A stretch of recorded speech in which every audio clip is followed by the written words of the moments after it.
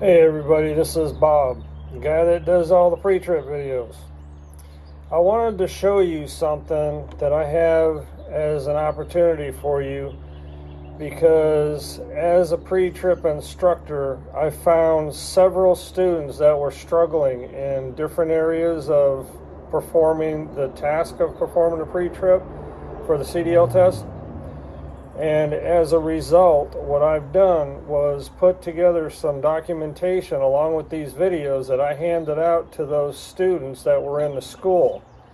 And I have these now available to you for the sum of $2 each. I've minimized the price just to make it affordable to you because I know a lot of people are struggling as they're trying to get their CDL and get out there and start making money as a truck driver. So what I've done was I'm going to give you an example of everything that I put together so far. This right here is a step-by-step document, text document for performing pre-trip. And when you're going through the schooling, you're going to be taught how to say it. You know, whatever the component is you're pointing at, it's properly mounted, secure, not cracked, bent, broken, or damaged. You know, all the hoses, there's no abrasions, bulges, cuts, dry rot, and frays. All that is incorporated into this document, and it goes from front to back, including the in-cab and the air brake test. Okay, so that's the document. I also have a pictures file, and the pictures file shows every single component on the truck that goes all the way from the front bumper to the back DOT bumper and everything in between. And every component has a description with an arrow pointing at the description, whether you're talking about the water pump, on and on and on, all the way through the entire truck. Okay, so every single component I've got pictures of on the truck. So if visual learning is your ticket, this might help. Okay, I also have the air brake test. The air brake test is broken down into a step-by-step kind of a pictorial thing that describes every single step of the air brake test, going all the way through the 4 steps. And again, this has been a lifesaver for a lot of people that I've been working with going through the CDL program. I also put together some documentation for the backing maneuvers. Even though the videos only show pre-trip, what I've done was I put together a straight line. I've got offset left and offset right. I've got blind side and sight side parallel. And most importantly, the one that students seem to struggle with the most is alley dock. Alley dock to me is one of the easiest, but again, a lot of the people struggle with that. And even though you're getting hands-on training while you're going through the schooling system, this document will show you my tricks in being able to perform the maneuver. I've got a couple other documents on there, but one more document that I threw on there is the logs. If and when your Qualcomm or your tablet or whatever you want to call it, your online computer that's in your truck craps out, you got to resort to paper logs, right? If you haven't learned that yet, you will when you're going through schooling. You have to have logs in order to stay in compliance with the FMCSA folks, the DOT guys. So, if you're struggling at all with trying to grasp the process of manual log entries and also recap, I threw in my way of doing a recap. So that document's right here. And it's pretty detailed as far as how I do recap. It's real easy, really, in the end when you get to it. But this document shows it all. Again, I'm selling each one of these documents for $2 each. So anyway, I'll leave it at that. And if you're interested, all you have to do is shoot me an email, tell me what you want, send the funds, the $2 or how, you know, $10 for the package or whatever, send it to either my PayPal account or my Venmo account. And again, I'll have those listed at the end of each video. I bid you well, good luck in your CDL test, and if you need any of these documents, let me know. Talk to you later. Bye. And you have a flat mirror on the top and a convex mirror on the bottom. the flat mirror is a flat mirror, so it's an accurate representation of distance. So if you see some guy that's halfway up on you in that mirror, that's where he's at. Whereas a convex mirror is beveled, it's rounded. So it's a distorted representation of distance. So in other words, if you're looking at this convex mirror and you see some guy that's way back there, don't count on him. He's a lot closer than you think. Always use the flat mirror for distance, okay? Now the convex mirror is on a ball, so you just get out there and manually manipulate it, okay? Whereas the flat mirror on the side of your armrest on your truck, you have a little control panel. Very front toggle switch is like a left, center, right for each mirror. And then just below that, you got the round button, you know, up, down, left, right, all that. The way you want to adjust this flat mirror is you want to adjust it flat. In other words, you don't want it aimed up at the sky or down at the dirt, you want it flat. And you want to turn it in to where you're looking at the first 3/4 of an inch to an inch, or my 2 fingers. This first 3/4 of an inch to an inch is the vertical length of that mirror. I'm looking all the way down the side of my tractor and trailer, okay? Whereas the whole rest of this mirror, I'm looking at the lane next to me, behind me. Make sense? Convex mirror, like I said, is on a ball, so you just get out there and manipulate it. And the rule of thumb is as long as I can see any part of my driver's door handle or the passenger door handle over there, it's pretty well set. I use this for the most part for blind spots, okay? Whereas I'm using this to watch traffic. So in other words, I got like a 3-second rule. I'll throw my blinker on when I'm planning to change lanes from left to right, or from right to left, let's say, and I'm watching this flat mirror for that hole in the traffic. As soon as I find that hole, I'm going to glance down here, yep, nobody's there, and I'm going to come in. Make sense? Convex mirror, again, like I said, is beveled. So if I'm taking my hands and I do one of these, like on an angle, that's what I'm looking at. And that's where I see my blind spots, okay? And this convex mirror, being beveled, I can see over about 2.5, 3 lanes over. Whereas this flat mirror, straight behind me, okay? So this is for behind me, this is for adjacent to me, or next to me, all right? You got the same thing up on your fender mirrors, up on the front of your bumper. You got 2 fender mirrors typically. These trucks out here only have 1. But typically you'll have 2 fender mirrors. Now I'm 6'1" and I like to ride high. So I can just do one of these numbers, look out the window, and I'm good. But if I'm changing from the left lane to the right lane, you got a blind spot right up in the front of your truck, okay? Depending on how high or low you run in your truck is going to determine how much more of a blind spot you got. I mean, my trainer years ago was 6'7", 300 some odd pounds. He was a big old boy. But he rode all the way down to the ground. And you could barely see his head over the steering wheel. It was like driving like an old granny kind of thing. That was him. And I wasn't going to mess with that. But the lower you go, he had to rely on those mirrors. Because as you're committing the same thing, got that 3-second rule, I'm looking over at the passenger side, I'm watching that mirror for that hole. As soon as I see it, I'm going to glance there. Nobody's there. Now I'm going to glance at that fender mirror. Nobody's there. Then I commit. Make sense? Any questions on mirrors? Okay.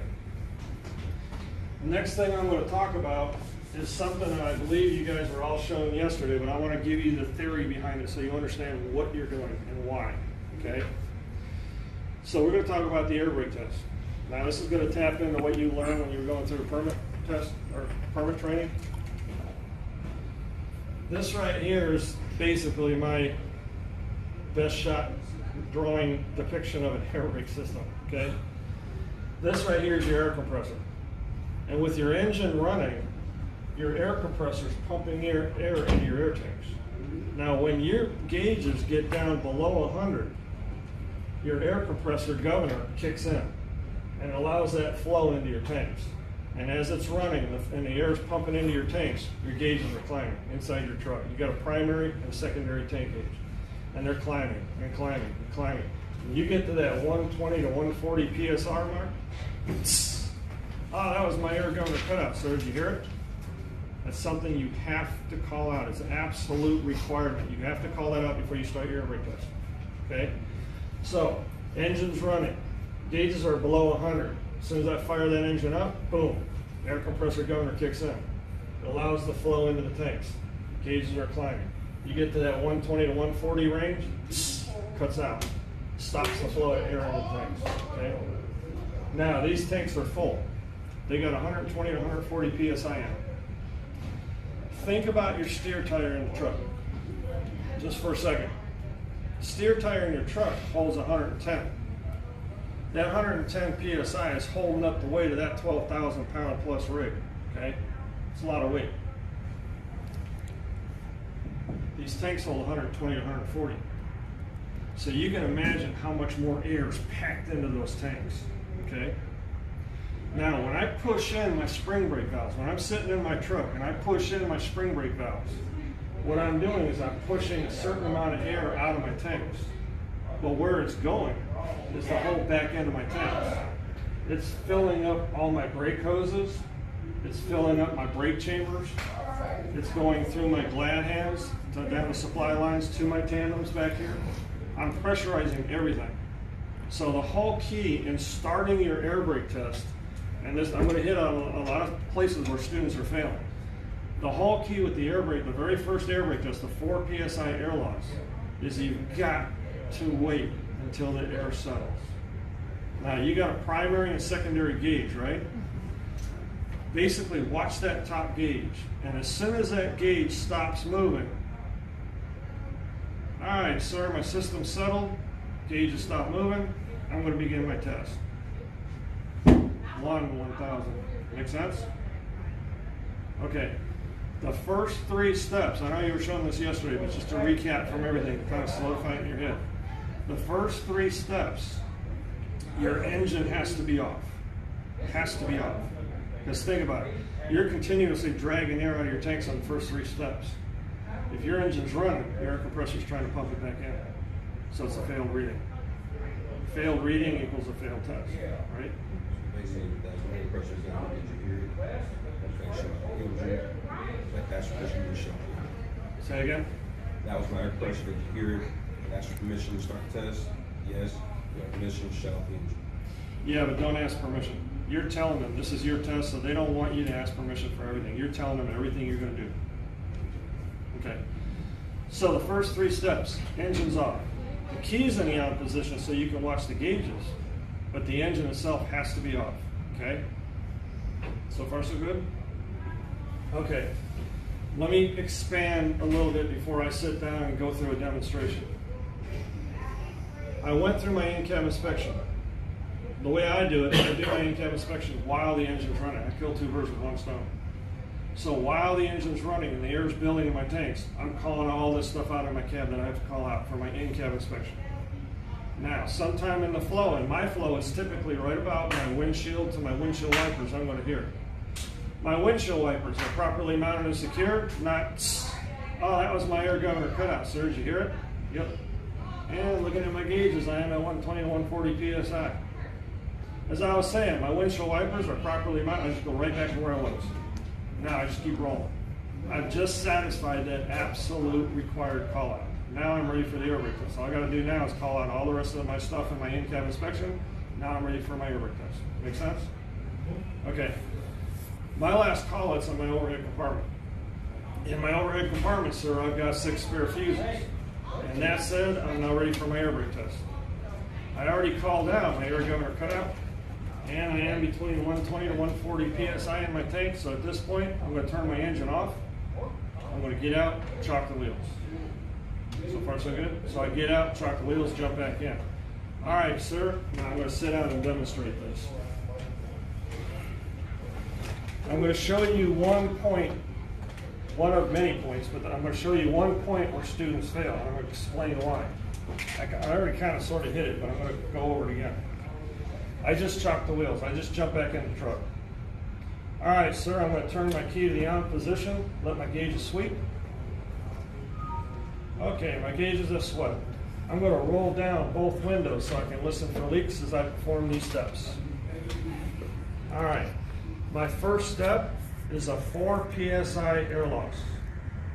I'm going to push in both of my spring brake valves, and once the air settles, that's key. Once the air settles, meaning once that top gauge stops moving, top gauge is always the last one to stop moving. Once the air settles, I'm going to press and hold my service brake. And I'm going to count to a minute. And in 1 minute's time, in a combination vehicle, I should not lose more than 4 psi. Will you time me? I'm asking the inspector, will you time me? As soon as he says yes, that's my trigger. Boom, boom, I push him in. As soon as I push him in, I'm throwing my foot back. I'd stick that sucker on the roof if I could, just get away from that brake. Because that's where students are failing. That's one of them. What they're doing is all right, I shouldn't lose more than 4 psi in a combination vehicle in 1 minute. Will you time me? Yep, okay, boom, boom. 1,000, you just failed. You've got to wait. You've got to wait until that system settles. Make sense? Okay, so like I said, once that top gauge stops moving, that's when I call it out. So I'm going to go over it again. I'm going to go through the whole entire thing. Before I do that, remember that every single step on this air brake test, you have to tell them what you're going to do on each step, then do it. Then make sure you take enough time to tell them the result. Don't make the mistake of sliding right into the next step without telling them what happened. You got to tell them whatever I just did, sir, is working properly. Make sense? Now the first one is kind of, to me, the hardest one, just because all this stuff you got to say, but you have to say it. Okay, everything. This is where it's do or die. You got to say everything to the T. Okay, so I'm going to go through this first step. My first step. All right, I've already turned my key in the on position. Gauge is swept. Windows are down. All right, my first step is a 4 psi air loss. I'm going to push in both of my spring brake valves, and once the air settles, I'm going to press and hold my service brake. And I'm going to count to a minute. And in 1 minute's time, in a combination vehicle, I should not lose more than 4 psi. Will you time me? Yep. Okay. Boom, boom.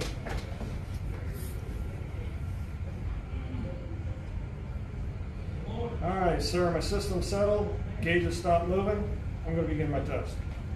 1, 1,002, 1,003, 1,004, 1,005. He's going to say, all right, we'll call it a minute. Take your foot off the brake. All right, watching my gauges, I've just confirmed that in 1 minute's time, in a combination vehicle, I did not lose more than 4 psi. Does that make sense? The reason he's going to call it after about 4 or 5 seconds is because I'm not supposed to lose more than 4 more psi than I already lost when I first pushed them in, right? So he's not going to be waiting when I'm going 53, 1,054, 1,000. No, and after about 4 or 5, we're good. We'll call it. But here's the trick. If by chance you guys get to like 10, 1,000, 11, 1,000, 12, 1,000, 30, what the hell is this guy going to call it? 40? Something's wrong. I did something wrong. If you get to like 10 to 13, 1,000, that dude hasn't called it, start looking around. What the hell did I do wrong? Oh man, I forgot to push in my spring brake valve, sir. Can I start over? Yeah. Ah, my gauges are pegged at 0. I forgot to turn my key to the on position. Can I start over? Yeah. But think about it. You already had your foot mashed on the brake, so you lost some air, right? So you got to build it all the way back up to air governor cutout. Now I'm ready to restart my test. So you got to build it all the way back up to air governor cutout and redo the test from ground zero. Make sense? All right. So the first step, 4 psi air loss. What am I actually testing? The amount of pressure loss in the tanks. More specific. You're right, but more specific. Right. We have the air brake system. Talking about PSI, we can't stop. Let me clarify that. Yep. Ooh, listen to that. Perfect. What you're doing is you're checking the integrity of the whole entire air brake system. You're checking your brake hoses, your brake chambers, the C-clamps that's wrapped around those two halves holding them together. You're checking your glad hands. You're checking everything to make sure that what? You don't have any leaks. Because like I said, you're not supposed to lose more than 4 more PSI than you already lost when you first pushed those spring brake valves in, right? So you're checking to make sure you don't have any leaks. Second step, now I'm going to fan my brakes down to about 60 PSI, at which time my low air indicator light and buzzer should come on. So now I'm pumping brakes. Beep. All right, my low air indicator light and buzzer are working properly. Make sense?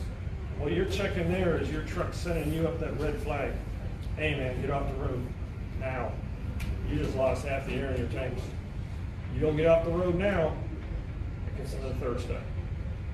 So the third step, Now I'm going to continue to fan my brakes down to between 20 to 40 psi, at which time both of my spring brake valves should pop out, right?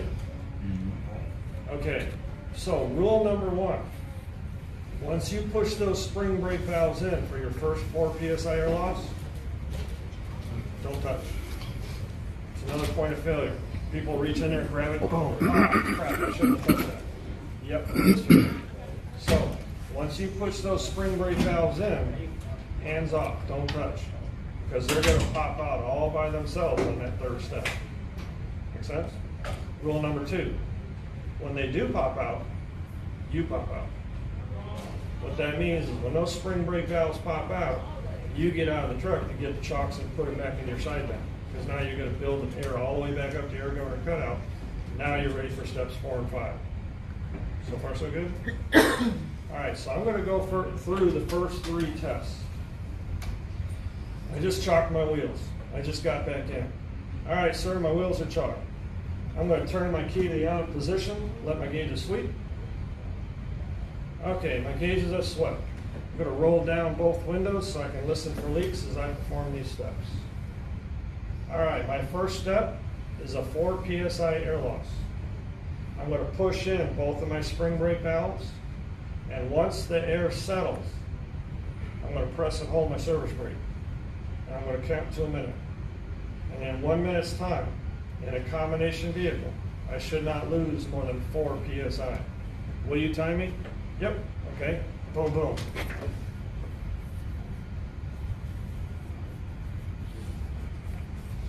All right, sir, my system's settled. Gauges stop moving. I'm going to begin my test. 1, 1002, 1003, 1004, 1005, 1000. He's going to say, all right, we'll call that a minute.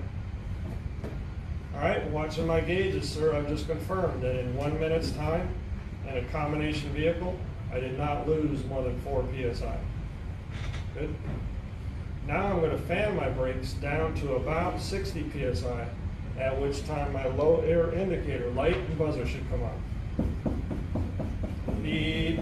All right, my low air indicator, light and buzzer are working properly. Now I'm going to continue to fan my brakes all the way down to 20 to 40 psi, at which time both of my spring brake valves should pop out. Pop. Pop. All right, both of my spring brake valves popped out. I am between 20 to 40 psi in my tanks. They're working properly.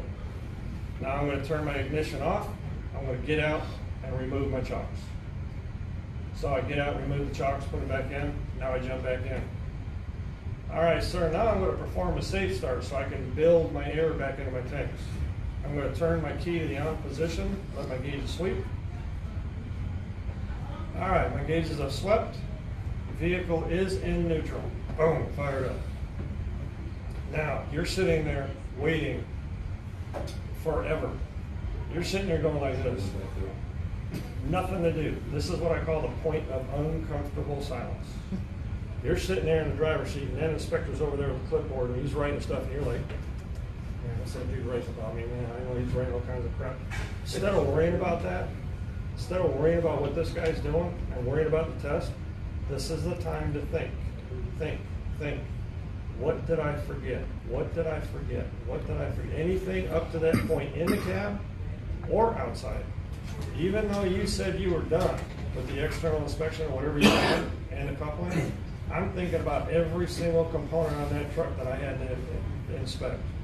Anything at all you even think you might have forgotten, throw it out. He's going to handle it 1 or 2 ways. He's going to look at his clipboard and go, that means I just got it. Or he's going to say, all right, as soon as we're done with the in-cab inspection and the air brake test, I want you to get out there and show me.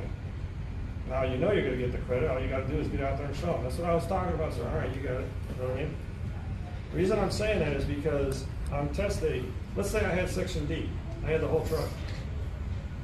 I missed 31 points.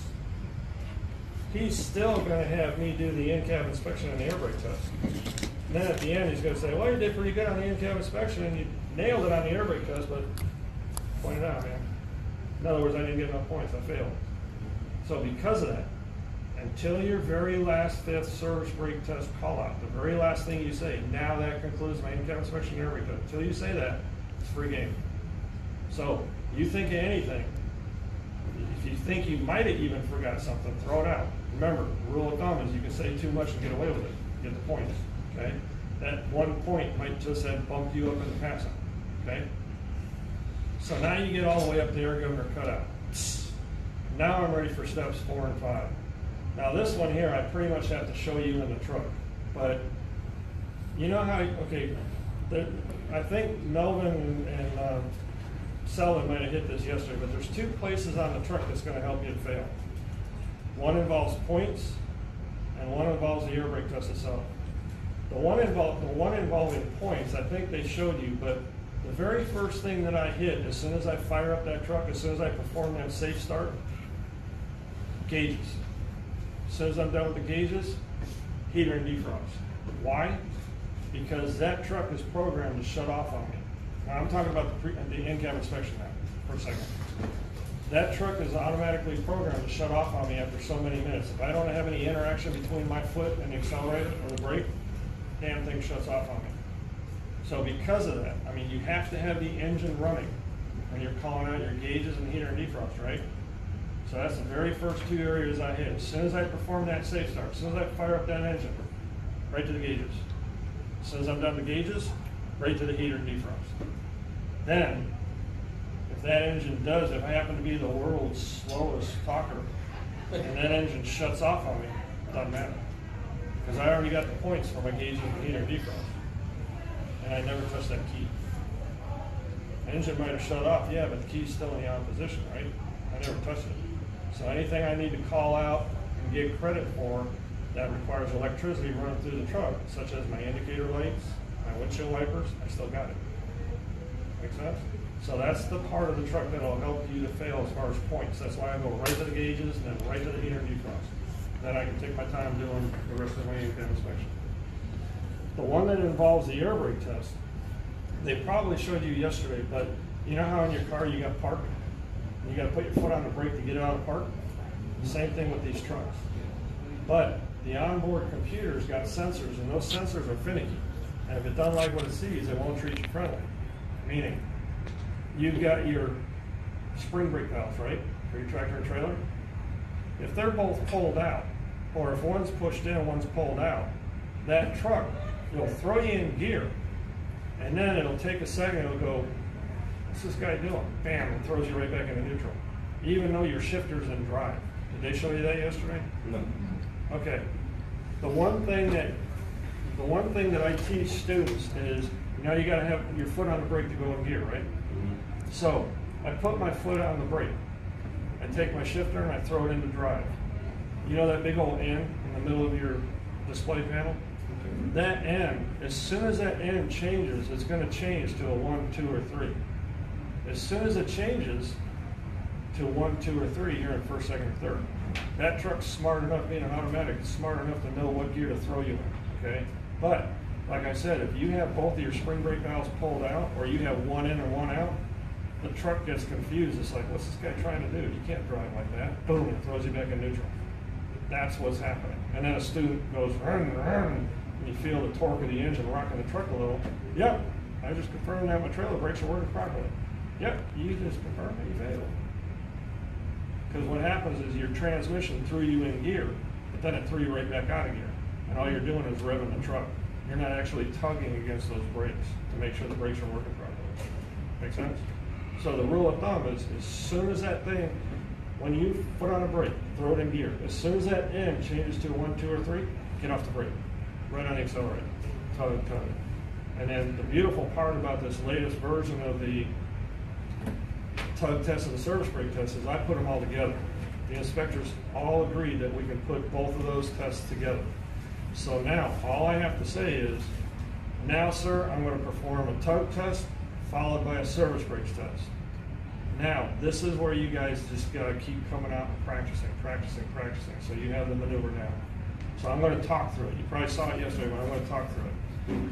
Now, sir, I'm going to perform a tug test followed by a service brakes test. Now, I push in the tractor spring brake valve, foot on the brake, throw it in gear. As soon as that end changes to a 1, 2, or 3, get off the brake. Tug, tug. We're going to pull the tractor spring brake valve out, push the red one on, the trailer spring brake valve. Tug, tug. My foot never leaves the accelerator. Now I'm going to push the yellow one back in. I'm going to roll forward a few feet, use my service brakes to stop, pull the tractor spring brake valve, they both pop out, back in neutral. All right, sir, I've just confirmed that my tractor brakes are working properly, my trailer brakes are working properly, and my service brakes are working properly. I've also noted that my vehicle did not shift to the left or to the right. That concludes my in-cab inspection and brake test. Now that one there, we really need to show you out there, and then you already showed them, and I'm sure Selwyn did. So basically, it's just a matter of practice for the next couple of weeks to make sure you're solid. Any questions on anything I've gone through? So I'm going to explain one more thing. Now we're going to go out there and hit it. Clear as mud? Clear as mud. Okay. Now going back to the air brake test. These tanks are full, 120 to 140. It's my air governor cutout, sir. Do you hear it? What do you do when you're in test mode and you don't hear it? Because you're going to be like this on test day. Everyone is. Gauge. You lie. You lie. You lie. You lie. Basically, I do it calculated. I don't do something like, yeah, by the way, sir, while I was talking, my air governor cut out. Did you hear it? That was it. In other words, busted. I just got caught in my trap. What I do is I look at my gauges. My last call out's in my overhead compartment. In my overhead compartment, I got 6 spare fuses. And now this is me thinking out loud. Crap, I didn't hear that damn air governor cut out. All right, I'm going to glance at my gauges. All right, I see where you're at. Now I'm just going to play dumb, looking around like I might have forgot something. I know damn well I didn't forget anything. All right, now I'm going to go back and look at those gauges again. Yep, those suckers haven't moved at all. By the way, sir, while I was talking, my air governor cut out. Did you hear it? He's going to lie right back at me. Yep. Yep, I heard it. He's going to be thinking about going fishing with the boys, what he's eating for dinner. No, man, I heard it. We're good. Let's keep this going. As long as you call it out. You got to call it out, okay? So, you reach air governor cutout. Now, first test, 4 PSI air loss. Remember, first 3 steps, engine's off, right? First step, 4 PSI air loss. I'm going to push in both of my spring brake valves. Once the air settles, I'm going to press and hold my service brake. I'm going to count to a minute. In 1 minute's time in a combination vehicle, I shouldn't lose more than 4 PSI, right? Now, what happens? When I push those spring brake valves in, I'm pushing some air out of the tanks, but I fill up and pressurize the whole back end of my tanks, the whole entire air brake system, all right? Now, this system is full. You got the air that's pushing through these little brake lines and hitting these brake chambers, okay? Let's say I got a brake chamber in my hand, blown up picture of a brake chamber. Inside those brake chambers, you have these big, massive springs, all right? And those springs are strong enough that they've taken out mechanics that have tried to service them. They pop that C-clamp loose, and that spring is compressed in there, and boom, blows a hole right through them, kills them, takes them out. That's how strong those springs are. Air pressure stronger than that. That air pressure that's going through these little brake hoses, when it hits those brake chambers, what it does is it pushes that spring back. And when it pushes that spring back by that air pressure, what it does through a combination of components that you guys learned in permit class, including your S-cam, you got your S-cam rolled up into your brake lining on your brake drum, okay? Now, when I push those in, S-cam rotates and it pulls that brake lining away from the brake drum. So I just release the brakes. Make sense? Okay, now, second test, low air indicator light and buzzer. I'm going to fan the brakes down to about 60.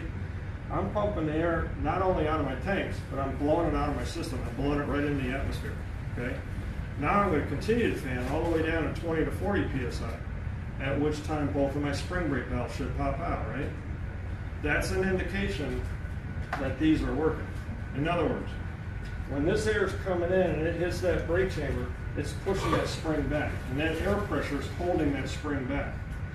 Now, worst case scenario, your air compressor craps out, or you make like a hairpin turn and your service emergency line hoses are too tight rips them right out of the glad hand. So you got air just out into the atmosphere. You lose all your air. I'm bolting down the road, 70 miles an hour. Low air indicator light buzzer come on. Beep, get off the road. I ignore it. Keep hauling ass down the road. Okay? Gets all the way down to 20 to 40. There's no more air pressure in that tank to hold those springs back in those brake chambers. Springs jump forward, locking up every brake line and every brake drum on the rig. I just locked up all the wheels. Make sense? So what I'm doing is I'm checking my backup mechanical spring brake system. So worst case scenario, your air compressor craps out or you lose all your air for whatever reason, those springs are stopping you dead in your tracks. Think about your car for a second. What's your brake system in your car made of? Hydraulics. Hydraulics. What if somebody sabotaged your brakes?